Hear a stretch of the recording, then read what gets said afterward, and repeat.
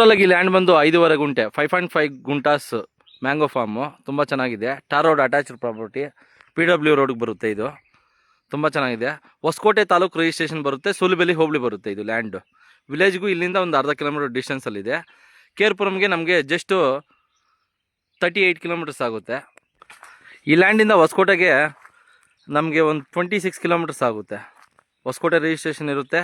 General property ತುಂಬ ಚೆನ್ನಾಗಿದೆ. 5.5 ಗುಂಟೆ ಸಪ್ರೇಟ್ ಸ್ಕೆಚ್ ಆಗಿದೆ. ಡೈರೆಕ್ಟ್ ರಿಜಿಸ್ಟ್ರೇಷನ್ ಮಾಡಿಸ್ಕೋಬೋದು. ತುಂಬ ಚೆನ್ನಾಗಿದೆ. Tar road attached property.